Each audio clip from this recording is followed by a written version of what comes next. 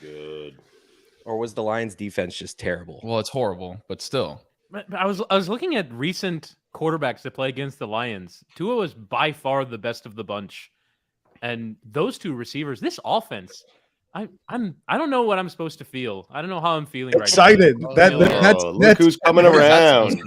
Whittingham, that's the feeling in your loins. You have a quarterback. You have an exciting team. He's looking at his third read. He's throwing it to his third read. Their wide receivers are the best they've ever had, Duper and Clayton included. And this is the most exciting part, whether it's the Lions or not.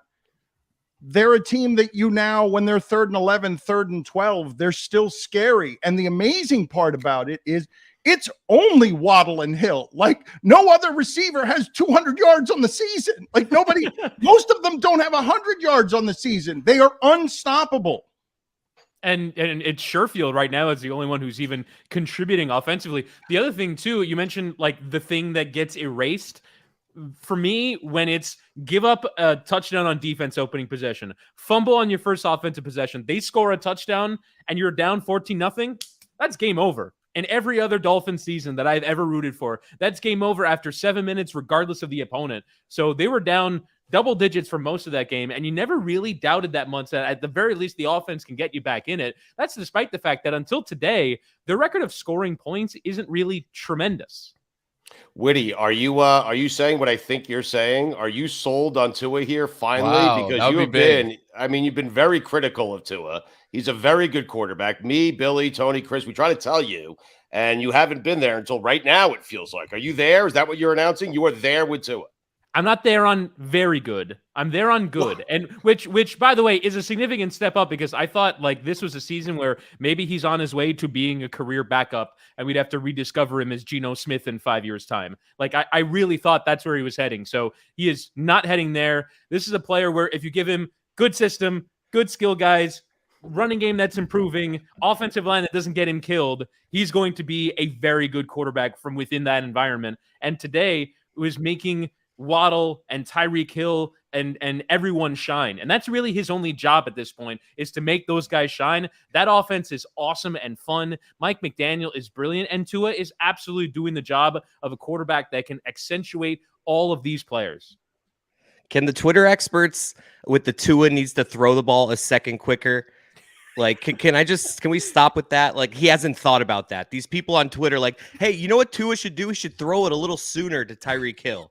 Like, thanks, guys. I'm sure he's not trying to, like, yeah. Try and meet the fastest player in the world where he's going to end up being. Try and figure that one out, Tua.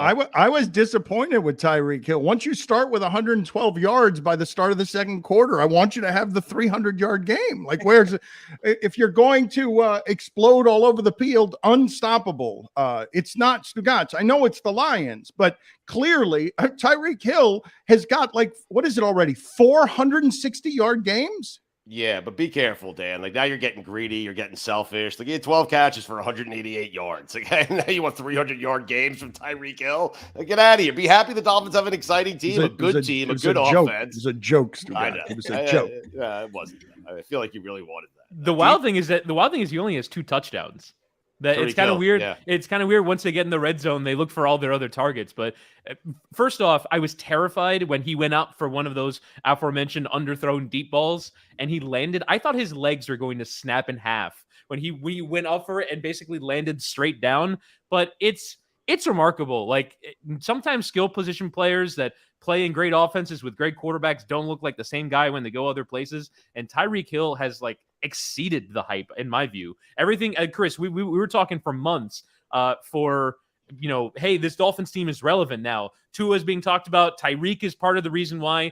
And part of the reason why is because he has delivered in every possible respect since joining the Miami Dolphins. Tony, what do you got on the Dolphins?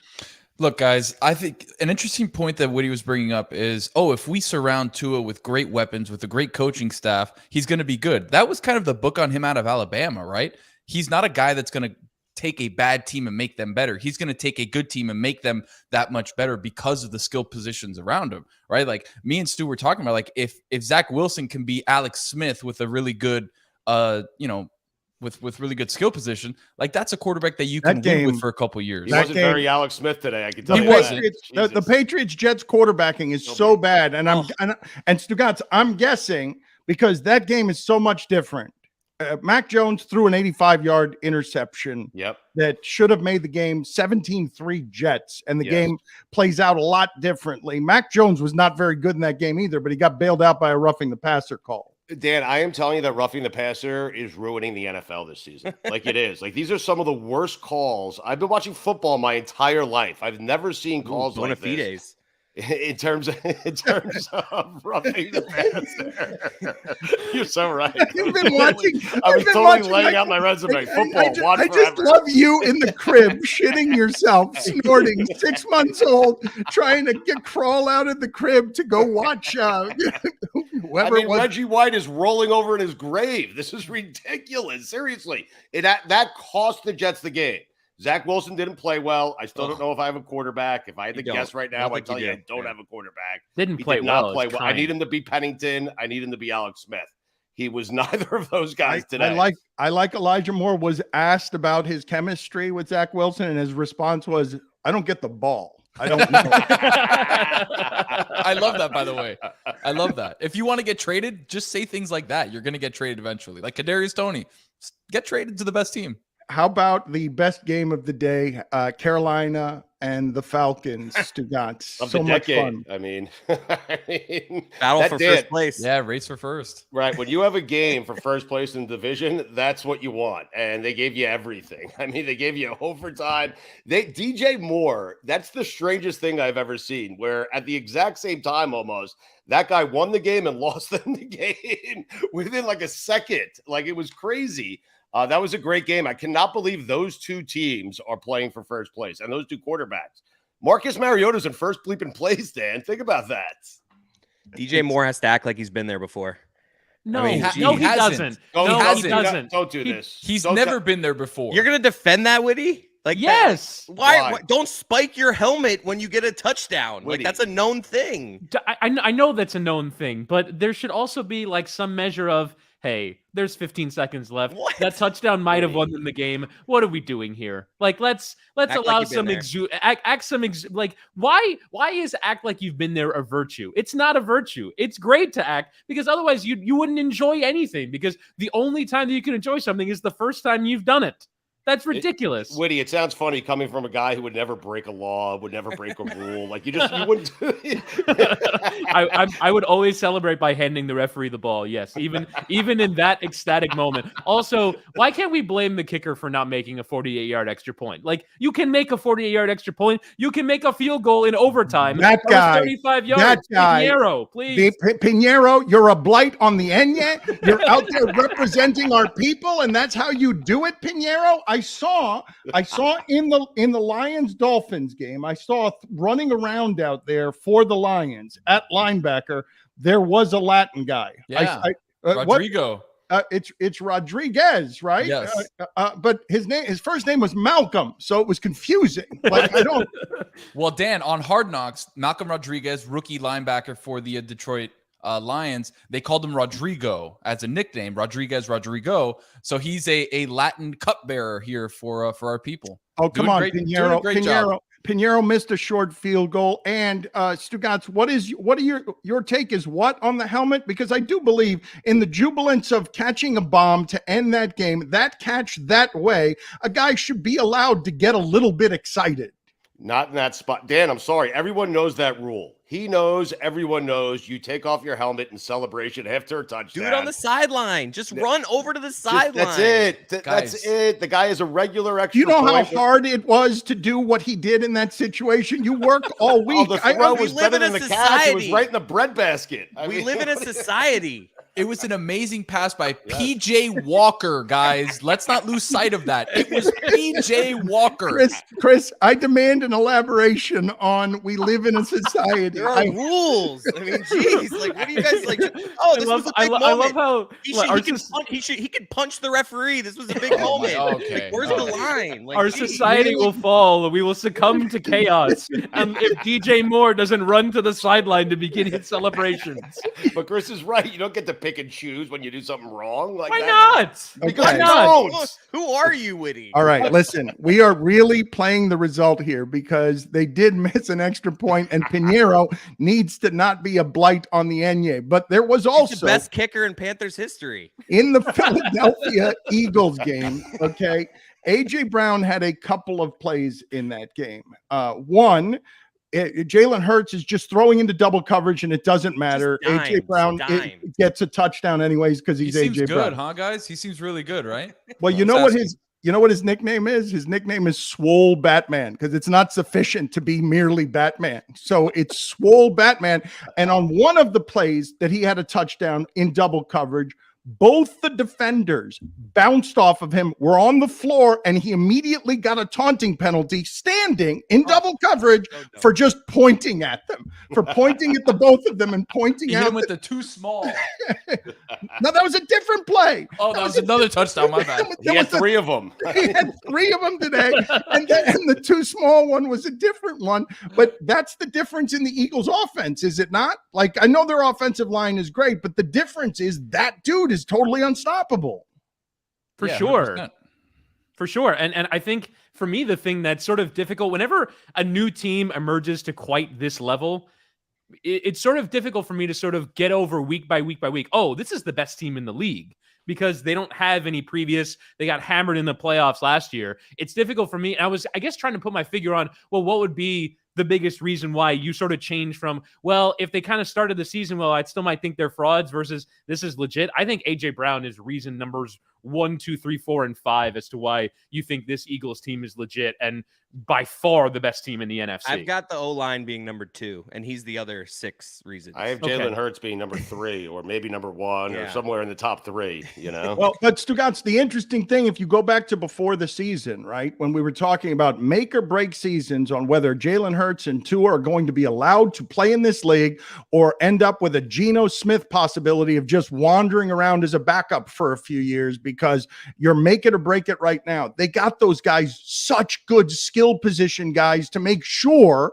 that they would look something like what they're looking like now, because Jalen Hurts hasn't been this. He's a dual threat that's protected by a lot of skill guys that hasn't gotten a chance to improve. But this season, eight games ago, all of us would have been here shrugging our shoulders on, I don't know about Tua and I don't know about Jalen Hurts. And now we know. I mean, now we know that they're both really, really good. Jalen Hurts might be the MVP of the NFL. So they're going to have to give both those guys big time money. They both belong. They're both going to be here for a long time. But Dan, that's like the sign of two good organizations, right? Like we expect that from the Eagles. So because Howie Roseman is like one of the best GMs in football. Yes. That's what people say. Okay. So they surrounded him with Devontae Smith. They got him A.J. Brown. They have one of those tight ends, Dallas Goedert, right? And then the Dolphins, Chris Greer. Well, Mike McDaniel told us, Dan, when he heard Tyreek Hill was available, they already had Waddle. He was willing to give anything they had to get Tyreek Hill. Like, you think you have a good quarterback, get him good players. You say one of those tight ends in Goddard, and what they are is just total Frankensteins, and they're throughout the league. And the funny thing about them, I heard Kittle mic'd up for sound the other day. Some of them are children. Some of them are because Kittle was mic'd up for sound and the play was going nowhere near him. And he just took the corner with him to the end zone and then faked the jump up and the corner jumped. And he's like, I got you so bad. I got you good. I got you. The whole play was happening on the other side of the field, but everybody's got one of these Gesicki. Everybody's got one of these 6'7" Frankensteins that nobody can cover. Thank God Gesicki did not do the gritty today. He tried. No, he should have. I'm glad he apologized after the game. He's morphed it into just his own little skip. Like what started as a shitty gritty has turned into just his unique little like way of running. But Stugotz, to your point about Hurts and Tua, where you're sort of saying we know they're good now, isn't what's happening with them sort of the great conundrum of the NFL, which is you can either pay your quarterback $45 million a year and not have good skill players, or have your quarterback on a rookie deal and have good skill players. It's really hard to accomplish both at the same time. And ultimately, you're going to have to make a decision. Well, what happens in a world in which I get rid of my skill guys and I don't have A.J. Browns to just go bring in because we have salary space because I'm only paying Jalen Hurts like $8 million or whatever that he's making money on now? Tua is the same thing. in 2 years' time, you're going to have to make a decision. We can enjoy this year, and it'll be fun, and the Eagles are fun, and the Dolphins are fun, but ultimately, you have to find skill position independent quarterbacks, and I don't know if those guys are it. These seasons are awesome, but this is the joys you get to have of having a rookie deal quarterback. Do you think Scott Hansen, when all the 1 o'clock games are at halftime at the same time, is that like a happy place for him, or is he in panic mode there? No, he's waiting for Falcons Panthers to just resume. Just please, anything I can throw it to. You know what he had queued up? A montage of people dressing like him for Halloween. Yeah, the Halloween. That's a Red Zone classic. That's every year. Kid, it's like playing him like a fiddle. If you want to get your tweet on the Red Zone, just dress your kid up. None of these kids know who Scott Hansen is. Like, I feel like this is, yeah. Let me yell at Chris Whittingham for a second, because he's already saying he just got to the bandwagon. He's like, enjoy it while it lasts. It's going to cost you money in a little while. And he threw the question to Stugotz, which is a bad idea, because already this season, based on every week, Stugotz changes his mind on whether to pay Lamar Jackson or not. It changes every single week based on whether or not they win. He ups the contract or he moves it it down, and allow us to enjoy the exciting Dolphin offense that still will probably get steamrolled at some point by the Bills. We'll have Mike Ryan. He's on the premises in Buffalo, and he's going to he's been wandering around the tailgate, and at the end of this, we're going to throw it to some video with Mike Ryan. But can we talk a little bit about some of the other games in the league? Because I lost a 5-team parlay. I had the Colts. I lost a 5-team parlay on what Heineke did at the end of the game. I was cursing him the whole time. He's just running around in circles on roller skates, launching the ball up in the air. And next thing you know, the Colts lose. He giveth. The green lizard always giveth. Well, he took it away for about 3.5 quarters, and then somehow found it from within him to take it at the end. But I can't even imagine how frustrating the Sam Ehlinger gambling experience must have been, because for as bad as Heineke was for 3.5 quarters, as long as that's a one possession game, Taylor Heineke has a chance to change the game. The green lizard is always looming if you give him a chance. Had a great 4th down run on that drive, and him and PJ Walker put together these unbelievable throws. The XFL representing strong. Walker today was sensational in a defeat. That throw that gets erased because Moore goes in for the celebration penalty. Those two guys have been awesome as backups and have given life to otherwise horrific seasons. Baker being a good teammate on the sideline. Oh, that was God. good. That was so embarrassing. What? It's like you are so bad. You are so bad. What's he supposed to do?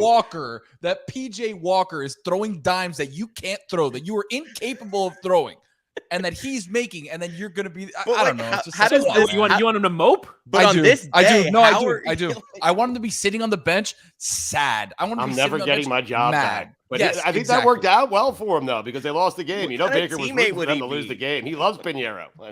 No, but Stugotz, like even in a losing, is what I call him.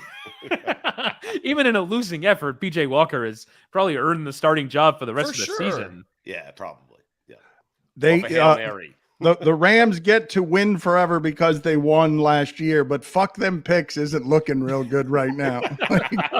No, it is not. No, it is not. But I mean, people say winning the Super Bowl, winning the title, everything is worth it. Everything that, the Lakers have a pick that's out this year. They're winless right now in the NBA, and it doesn't matter because they won the championship. Everything is worth trading for Anthony Davis, even as you're going to give away picks through the end of the decade in order to have won that championship. But the Rams, and it really struck me when Cooper Kupp came off injured, because if he comes off injured, that is going to be dire. What is McVay doing also? What was that call with 2 minutes left? You're going to have your best guy out there. You're down an inordinate amount of points that you're not going to come back on. You're going to throw him a screen pass on like 2nd and 8, twist his ankle, might be out for 6 weeks. Like, why would you do that?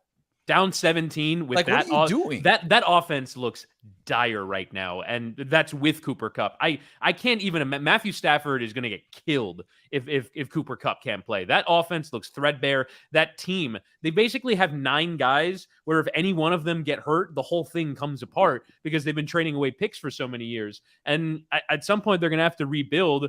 And it was all worth it because they won the Super Bowl. They opened up a new stadium. They at least won some part of Los Angeles, although there was scant evidence of that today, as that whole stadium was filled with 49ers fans. But they did what they set out to achieve, but I think they're heading toward being bad for a couple of years.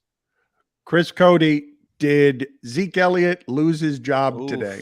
I mean, Tony Pollard, I might be watching him a little more than the common folk because I got him on a couple fantasy teams. But he is running like a beast. Tony, Zeke Elliott, is he like done, or is just I think this is just more an emergence of Tony Pollard, though, I think. No, Tony Pollard's been the better back for 3 years, and Jerry gave Zeke a massive contract and has to justify the fact that he's going to give him 17 touches a game for no reason whatsoever, when Tony Pollard's the more elusive back, the better back money-wise for this team, so they can go out and get other pieces. This is a Tony Pollard statement game.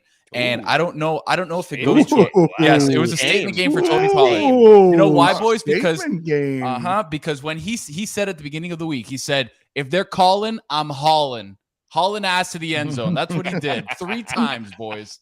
He is not giving this up. Speaking of running backs, explain Derrick Henry. Go ahead. I think he had 30 more carries. Big dog. This week, Big dog. Period. But Malik Willis is playing. Tannehill's out. They know they're going to run the ball 1,000 times, and he still gets 200 yards and 2 touchdowns. That guy is incredible. Yes, man. That game. Shut up, Tony. Forevermore about Davis Mills. Okay, I do not want to hear about it. Take that opinion against the blitz. Tony, take that opinion, and your Jacksonville's a good team, and shove them right up your ass. That's a weird game. That's weird. Chris, I still think Jacksonville's good. Thank you.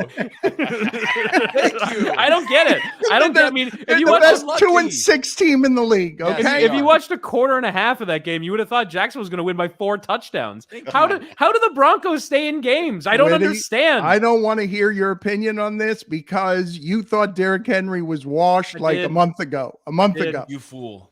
Yeah, I really thought that this is the year that all of those hits and all of those carries were going to finally run him into the ground. Big dog. And my God, man. With MVP. I mean, it's terrifying. Tractor Do you know that he has 4 consecutive 200-yard games against the Texans? 4 consecutive. Wait a minute. What? Say that again. Yes. 4 the last 4 times that the Tennessee Titans have played the Houston Texans, Derrick Henry has run for at least 200 yards. Wow. You would think that at some point they would recognize, stop that giant man, and they just can't because he's an absolute unit. And there was one carry where, and the reason why I thought he was watched because he would get into the secondary, and at the moment where you'd expect him to take off, it just sort of slowed down and petered out. He had one today where he took it 35 yards longer than I thought he was going to because he was outrunning corners. Doesn't make sense. That dude's a unit. How is he outrunning corners? Jonathan Vilma was doing the Panthers-Falcons game and was talking about the myth that is Derrick Henry and just totally made something up. He's like, I've seen guys sidestep and then go around so they can just chase him because they don't want to tackle. He said, I've literally seen it. Wait, how do you know it's made up, though? Because it's made up. Because you don't think, because you are a buzzard that if anyone in the league did that, you would be out there saying, that guy's soft. He's not tough enough. You'd be out there. I think there's a Derrick Henry exception to that rule. I agree with Chris. I am with Woody on that. There is an exception, and it's Derrick Henry. If you want to run around him and not tackle him, I'm totally fine with that. Let me bring up a couple of things from the Dallas Cowboys game because Justin Fields allowed Micah Parsons to score a touchdown. All he had to do was touch him, and he jumped over him because he didn't on an interception or on a fumble after a pass. If he was less athletic, he would have gotten him, tackled him there. If you were Davis Mills, he just stumbles over him. Yeah, would have tripped over him. But the thing that I wanted to ask you is in that game, they had a touchdown celebration where Jay Ferguson pretended to calf rope Schultz, the other tight end, and Schultz, fell on the ground and threw his legs up in the air. And when I saw it, I'm like, I wouldn't do that. I would not participate in this celebration if I were Schultz. I don't want to be a little calf who has to throw up there. I'm a 6'7" human being, and I don't want to fall on my back and throw my legs up in the air so he can pretend to calf rope me and tie up my legs. Won't do it. Call me a bad teammate. Trade me. I mean, I admire Tyreek Hill for jumping in on the waddles. I know that's one of the cooler celebrations, but yeah, there's low some impact though, Woody. going on the floor and throwing both of all of your limbs up in the air and pretending to get calf rubbed as you're the starting tight end, right? You're not the third tight end, you're the starting tight end, and you do that. Especially when the person whose touchdown you're celebrating had 1 catch for 1 yard and a touchdown today. Should have been your touchdown, actually. Stugotz, were you buoyed at all by seeing that Barry Sanders, who's now going to get a statue in Detroit, that he had a big belly? Are you helped that late in life, the greatest running back ever? That's a weekend observation. Working a salad. Oh, no. Woody will take it out. We're live, Woody. You can't take it out. He's okay with DJ Moore breaking rules at the end of football game. Yeah. Say it now. He can't take it out of this. Is there a player in the history of the sport that you think should be riding in on a horse more than Jared Allen? Jared Allen rode in on a horse to his induction into the Vikings Hall of Fame, and I thought it was perfect. I'll nominate Trevor Lawrence. Do you guys have just because he looks like he should be riding in on a horse? Looks, right, because he's not going into any Hall of Fame. I mean, I think JJ Watt is going to learn how to ride a horse just so that he can ride a horse into his Ring of Honor induction ceremony. A red, white, and blue horse. Yes. Jared Allen's tough to beat. That's a really good. Right, like who gives off rugged and the woods more than Jared Allen? I don't think there's anyone in the history of the NFL that gives off the woods like Jared Allen. I want to think about this for a second. I'm allowing you a few moments to think about it, but I love the planning stages of that, where Jared Allen is saying, yeah, it's fine and great to be celebrated as a Hall of Fame football player, one of the greatest Vikings in the history of Vikingdom. But let's do it on a horse. Yeah. I want to gallop out there. I don't need any help. I'm not going to go slow. I'm going to ride out there because I know how to ride a horse. Do you think was it a negotiation? Like, did they push back, or they're like, you don't need the horse? He's like, I don't do it without the horse. But also, like, there's a lot of logistics. Having recently been to Minneapolis, that's like a downtown stadium. So are you getting on a train? Are you driving a trailer through a downtown area? How are you getting a horse inside of a dome? How are you getting a horse out of the dome? There's a lot of logistics that needed to be handled there. Chris Cody, did you feel bad? Did you find yourself feeling bad for Tyler Lockett?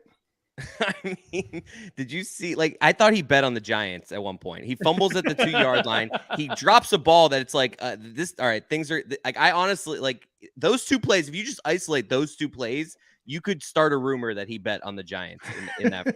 Like, that was. The fumble was tough, though. The guy made a great play and stripped it. I mean, he didn't like just cough it up. But that's what I mean. Like, you see that fumble and you're like, okay, that's kind of normal. But then the drop, it's just like something's going on here.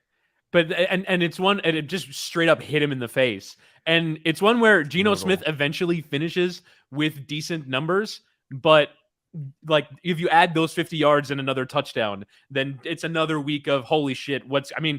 It's still happening. Holy shit, what's happening with Geno Smith? But it only further bolsters that case. So he almost lets down his quarterback in a way. But the 5-3 Seattle Seahawks are in some ways the team that are most fascinating for me heading into the second half of the season, because is this thing just going to keep going and Geno Smith is going to lead the Seahawks to the playoffs and they're going to be a difficult team to beat in the playoffs and he's going to be the starter for the Seahawks for years to come? Like, there's so much that's left to be determined with the Seattle team. You asked last week if they wanted to be this good. I still don't think they want to be this good. What does that mean? How do they not want to be 5-3 atop the division and maybe playing a home playoff game in 6 weeks? I think this has completely defied their expectations. They were not expecting this at all. They were scouting the top quarterbacks in the NFL draft.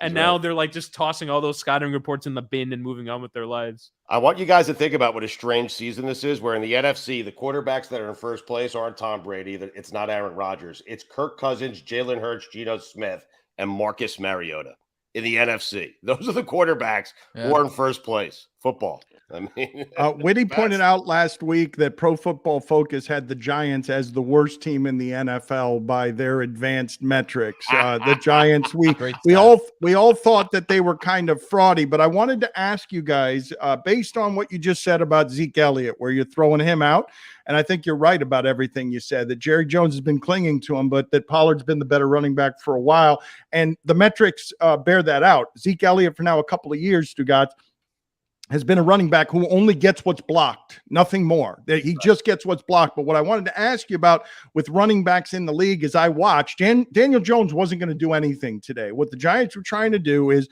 we're just going to Saquon Barkley you to death. And there are very few running backs since Le'Veon Bell who have a style in that league that isn't disposable, right? And never mind just Zeke Elliott or Todd Gurley. I think of basically, you tell me if you guys have more guys than this. Kenneth Walker's entering this discussion for me as a running back who has a style, a bowling ball style that makes it very difficult to tackle, and you can build an offense that protects Geno Smith around him. Saquon's another one, and obviously Henry is another one. But how many are there, guys? Because I told you last week that I would have paid McCaffrey. I would have paid McCaffrey. I would have paid Dalvin Cook. I would have paid Zeke Elliott. I would have paid Melvin Gordon, and the whole sport changed on me there, where you can't pay all those guys.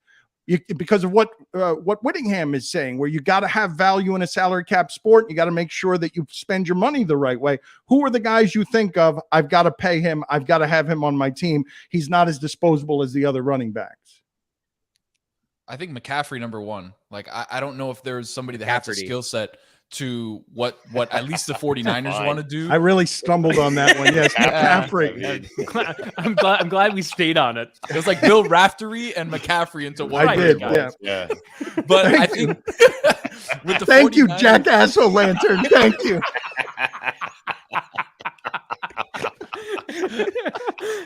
I was also feeling self-conscious because I was talking too much. I was running. I had a clock in my head, and there's the pumpkin. The pumpkin's always there for you.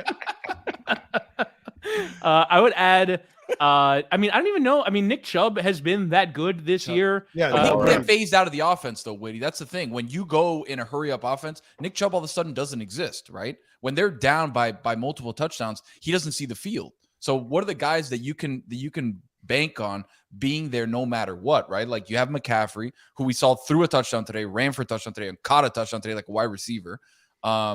Big dog because he's just unstoppable, right? Like, is there anybody else that you guys are saying, okay, Jonathan Taylor? Do we throw Jonathan Taylor in the mix? Well, but he's great, right? He led the league in rushing, but I don't think of him as having a style like all those other. I'm talking, Barry Sanders made me think of this. I'm talking about stylistically what a guy is, because I'm telling you that Kenneth Walker has been that for me since college, where I'm like, man, that dude's really hard to tackle. It seems like no one's ever got leverage on him. It seems like dudes bounce off him the way they're bouncing off A.J. Brown in the end zone.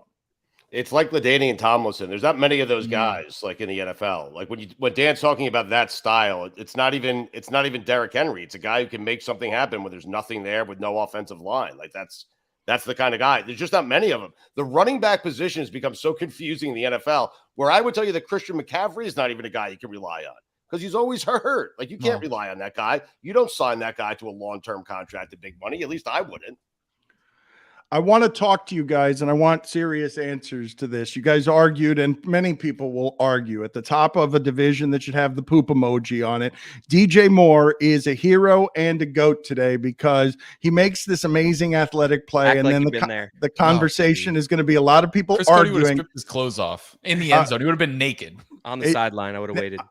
Pinheiro feels worse than DJ Moore, right? How does DJ Moore feel today? Doesn't DJ Moore feel like, well, I did my job? Yes. No. Yes. He put Pinheiro in a terrible spot, Dan.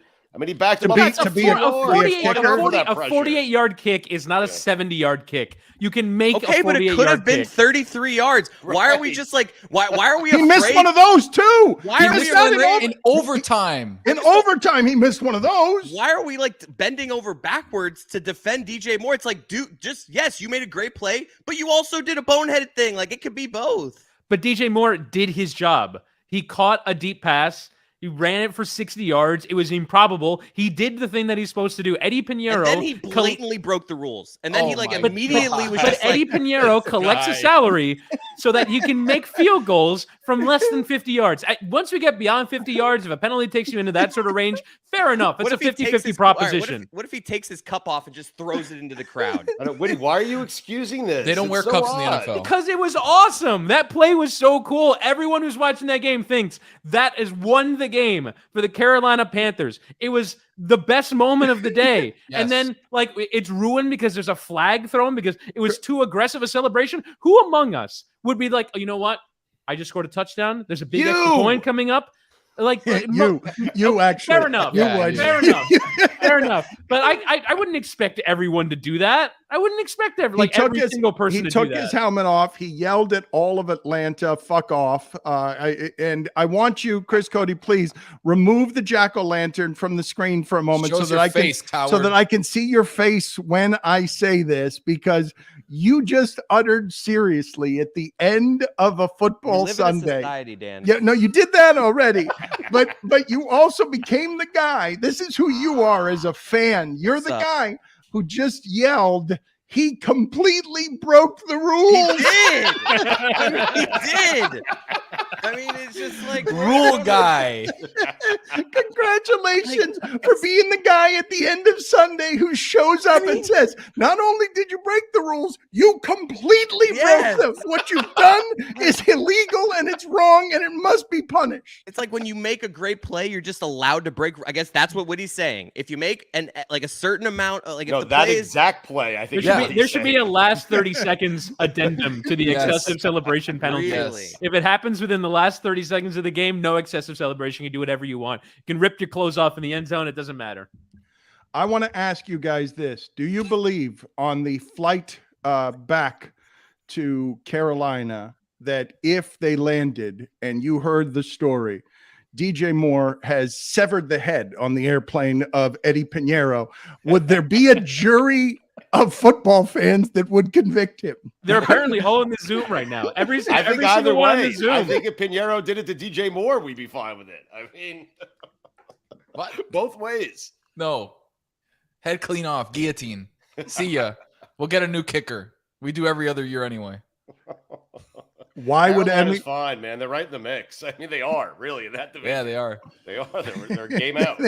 They'd be top of the division though if they had won. We were this close to saying the first place Carolina Panthers. Like this first place quarterback PJ Walker. Damn it! And both of you, both Tony and Woody, would have been like, I don't understand how the Carolina Panthers have a better record than the Jacksonville Jags. Yeah.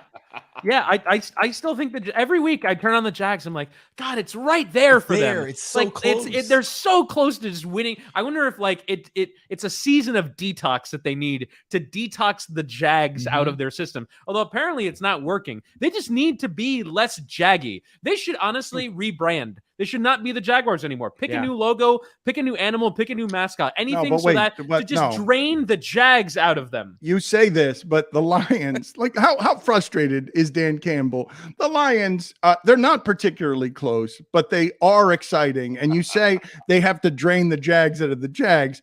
I mean, the Lions, all they are is a franchise of losers. Just unrelated, like the whole franchise. Yeah, except for pot-bellied Barry Sanders. All of them. This guy is on one today, Dan. Thinks he can hide behind a jack-o'-lantern and just takes. He's literally hiding behind a jack-o'-lantern. Barry Sanders mixing a salad. What else? When I shake it, it looks like he's laughing. He does. You guys, the 7-0 Eagles, do you believe in them the way that you believe in the Chiefs and the Bills? Yes. I've been saying at the beginning of the year, like, I think Jalen Hurts took a step. I think Howie Roseman said, fuck them picks. I'm going to go get A.J. Brown. I'm going to get guys that are going to surround Jalen Hurts and make him really, really good. I think their offensive line is the best in the league. I think their defensive line is the best in the league. Their corners are excellent. Their safeties are good. Like, what is the spot on this team that you could say and point to and be like, oh, that's the part of this team that doesn't work? Can you guys name it? Well, it's what Jay Glazer was saying. It was their pass rush where they traded for Robert Quinn. Yeah, Jay Glazer is saying that they might have the best offensive line and the best defensive line in the league. I don't know if Quinn does that for them, but it didn't feel like Pickett had a lot of time today. I believe in them simply because they're not in the same conference as Kansas City and Buffalo. So, I mean, that's a good reason. They have the far easier path. I would say. I'll still tell you that if Brady or Rodgers strolls into that stadium taking on Jalen Hurts, they'll clobber Rodgers. Yeah, still with Brady. Still with Brady. Rodgers. I mean, Dan, come on. They're 3-4 in that division, or 3-5 or something. No, they can make the playoffs. First place is 4-4. If you got just to be clear, just so you know, the Bucks have lost 5 of their last 6, and the one they won, they got bailed out by a bad roughing the passer call. Like they are in a tailspin. They've lost to 2 bad teams, and then they lost at home to Baltimore. Like, you could keep saying that they're not in any kind of trouble because they're in a bad division, but I can't look at that team in the way that it's playing for the last 6 weeks and summon very much positivity about it. No, but I'm not going to put the Eagles and Jalen Hurts in that spot yet, where it's like an automatic slam dunk. I believe in them so much. If they get home field advantage, they're going to the Super Bowl. Like, I'm not doing that yet. I'm not there yet with that team, mostly because I'm not there yet with that quarterback. Perhaps I'll get there, but right now, even if a guy like Dak Prescott, I'm not certain Dallas isn't the second best team in the NFC, and even if a guy like Dak goes into Philadelphia in the playoffs, I'm still going to feel better about my chances with him than I would with Jalen Hurts. I think you have every right to feel that way because of what Philadelphia did in last year's playoffs. Right. When they completely, it was the worst playoff game of the year, and that game was over after a quarter and a half because Jalen Hurts couldn't do anything on the road. Maybe A.J. Brown changes that equation, but I think as with all these quarterbacks that we talk about is on growth narratives, it's really only in playoff games and games that matter that you really determine whether or not that growth is legit or not. As great as Tua was today, it was against the Lions, and he was great against Baltimore and he was great against Buffalo in certain moments. But I think it only really matters latter end of the season and in playoff games. Is Sirianni the biggest question mark on the Eagles? How can he be anymore? I think we have to let that introductory press conference leave us. He's been a good coach. There is no evidence to suggest that he is hampering the Eagles in any way. I'm pondering it, and the jury's still out. I have the Eagles' rest of season schedule here. They're 7-0. They play the Texans, the Commies, the Colts, the Packers, the Titans, the Giants, the Bears, the Cowboys, the Saints, and the Giants again. Like, the Packers it's a on very the road. soft schedule. Is the Packers on the road? No, Packers at home. They play in New York. Cowboys they play in Chicago. In Chicago and in Dallas. Yeah, but they can win 14 or 15 games. Yeah, they can go unbeaten. They could. They're not going to do that. Stop it. But they could. All right, controversial takes, Stugotz. Mariota today is in first place. The Atlanta Falcons are in first place. To borrow a take from Stugotz, he cost them the game even though they won. He did. Yeah, that's he really LaMarcus Aldridge the shit out of that game. That interception at the end in overtime that should have resulted in an Eddie Pinheiro winning field goal was an abomination of a throw. There were some interceptions today. Kyler Murray threw one that was appalling. Yeah, and Zach Wilson, every single one of those, dude. When you're rolling out to the sideline and you're near the sideline, just throw it away. Right. We would think so much better of you if every time you were just by the sideline, you chucked it at an assistant coach. Why after doing the first one, did he do it a second time? Because he's it was reckless. Just ridiculous. I'm going to be honest with you guys. There was a point where I was walking around pacing in my house and I was screaming for Joe Flacco. I wanted Joe Flacco. He was in were you sad? Yeah, were you sad when he cut to the sideline? I would have taken him in street clothes. I would have taken him in the street clothes and just don't turn the ball over and hand it off a few times. So let's get off the field. Like Dan said, that was a battle of terrible quarterbacks, and you just had to be the less bad one to win. And Zach Wilson couldn't even manage that. And we've talked about it for the last few weeks. If you just get mediocre quarterback play, the Jets can win games. Yeah. But that's the reason why when you were yelling at me last week, why can't I just enjoy being 5-2? It's because you have that quarterback, and that is always looming around the corner. I'm still 5-3. I'm still going to enjoy it, and I have the Buffalo Bills coming into town next week, so I can make up 2 games. 10 point home dogs next week. Yep. But it's the NFL, man. Marcus Mariota and Geno Smith are in first place. Well, Stugotz, I do think though that you tell me if I'm wrong on this, but all the other teams that have quarterback questions like that, they've gone back and forth to their bench. Among guys you're counting on, you've got the worst one. Like, you've got the one that I have the most doubt about that hasn't been yanked for injury or bad play. The guy that you're counting on that is 5-3 at starting quarterback, I don't think he knows the sport. And it's just because he's young and because it takes a minute to learn, and all these guys have changed by getting into the sport and being good fast or getting better like Josh Allen fast, that when you see Zach Wilson not successfully throw the ball away. Trying to throw it away and just throws it to McCourty because he can't throw it out of bounds. It's an incompetence you don't see from other teams who are banking on that kind of draft pick to be their franchise. Are you saying of the good teams, 5-3 or better, let's say, that he's the quarterback you trust the least of those teams? Because I agree with you. Like, Dan, what I would not give to have Geno Smith as my quarterback right now with this defense, or to have Marcus Mariota as my quarterback right now with this defense. I'm serious. That's how bad Zach Wilson is. Stugotz, I'm not saying 5-3 teams. I'm saying every team in the league that has its number one guy out there, he's the one I trust the least. When you're sitting there longing for Flacco, Stugotz, you know how bad that is? Because you're seeing the position played poorly. You're seeing too many guys in the league who they're too consistent with their throws. They don't do like this just gigantic dumbassery where you're like, what is that? You can't throw 3 interceptions in an NFL game anymore. That's a disaster. I can put any quarterback in the league and I'm not going to get 3 interceptions unless it's Kyler Murray playing playground ball. Right. Are you saying that you'd be more comfortable with Jared Goff? Like, this is bad. This is bad with the Jets. Wouldn't you be? Wouldn't you be? Jared Goff I asked for Joe Flacco today. He was in street clothes. How little do you trust your quarterback? Like, I don't trust him at all. Dan, it's sad because I know my team's good. I know they're talented. I know their defense is very good. I know they have wide receivers. I know when Breece Hall comes back, they have a really good running back. But I'm sad because we don't have a quarterback. The good news is, and I've said this forever, if you don't have a good quarterback, just do it again. Try again. And the draft this year is very deep with very good quarterbacks, according to people who pay attention to that type of thing. And so if I'm the Jets, I'd probably consider taking a quarterback, or I wouldn't rule out, and I said this last week, you guys laughed at me, I'd trade for Matt Ryan right now. I would. Give me Matt Ryan. No. There's got to be better options. Give a 4th or 5th round pick and give me Matty Ice right now. You'd rather have Teddy Bridgewater, honestly. No, I wouldn't. No. Dude, Matt Ryan is washed. I don't know. He had a good game right before he was benched, Chris. Like I would kill for that game, for Zach Wilson to have that game. I would kill for Zach Wilson to have a game like Matt Ryan's last game before he was benched.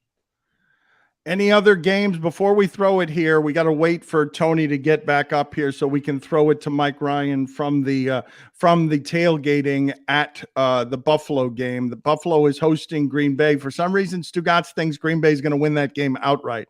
I don't understand why it is. Why do you believe that? Well, like why? No, what we were doing was, I think Chris put in the group text, let's do a parlay for the postgame show. Whitty blew that one. I mean, and then Whitty, of course, takes the Jets. Like, what was the point of doing that? Like, say, what was the point of taking the Jets? Tony's Falcons -4 didn't cover either. Why am I taking this straight for this? Listen, I was in on the Jets today. I thought that was a spot for them. No. You have nothing invested. I don't need you feeling good about the Jets, thinking the Jets are a good team. You know it's a jinx. You want them to lose. You don't care if they win. So what I did, Dan, after everyone put in their plays for the parlay, I threw it to make it a goof.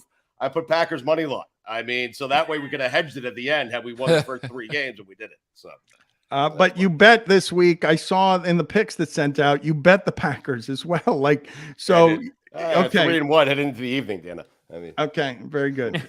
Tony, do you have the video of Mike Ryan in Buffalo wandering around? Can you throw it to that video now, and we can enjoy the pregame, our own special pregame of Mike Ryan wandering around crazy Buffalo people. He better jump through a table. He better. Hi. None of this looks safe. There's a Pinto on fire. Are you a Packer? Everybody. That's okay. Yeah. I like the Packers when we're not playing the Bills. So, Pinto Ron, whose name is not Ron, it's Ken, drives this Pinto. That can't be safe. That's not Pinto Ron. Who is this? That's his lookalike. It's a lookalike. It's a lookalike. Yeah, Pinto Ron also has white hair. Lookalike, yeah. But we're going to spray Pinto Ron later with ketchup. This dude, who's not Pinto Ron, is cooking food on the Pinto that is actually street legal and will drive out of this parking lot. Yeah, there's tags there. Totally illegal. Just a hole where charcoal goes? Honestly, the food is amazing. The food's amazing.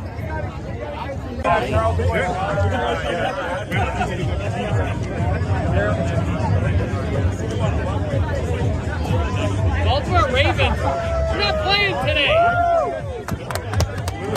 Next.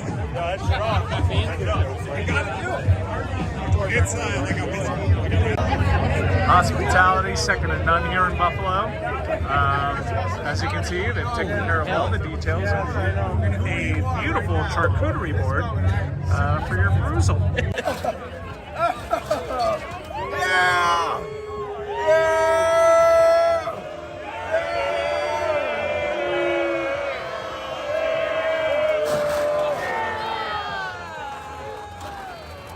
Alright, so that's Pizza Pete. Hey, Pizza Pete. Pizza Pete is making pizza in this office cabinet, which is, I'd say, a conventional way of making pizza.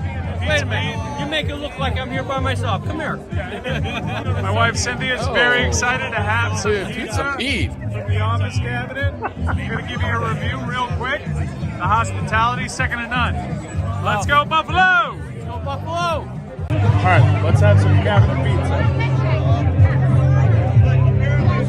A little thin.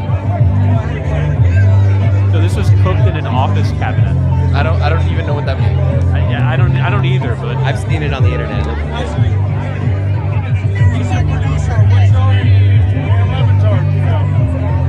Yeah, no one's ever heard of it. The Dan Le Batard Show. No, everybody's fucking heard of that. It's been on ESPN forever.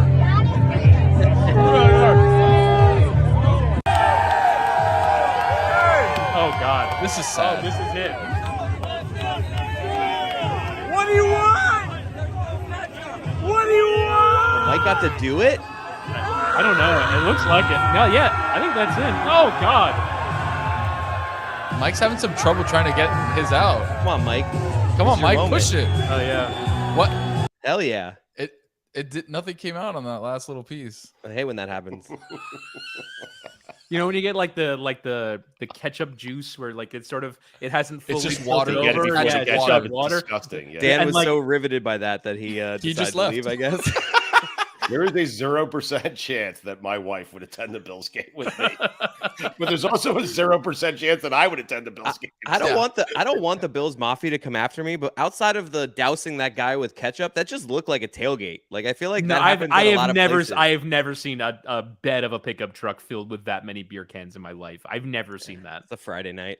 Attaboy, this guy. At your dad's house. I'm a Cody. Mister, he broke the rules completely today. Act like you've been there. We can all agree as we leave here. What a DJ bad Moore. take. No, but Act like you've been Rick there. Whittingham, of all people, defending a rule breaker. The is guy who wanted to take weed into unbelievable. federal airspace is yelling at me about rules. We Please. live in a society.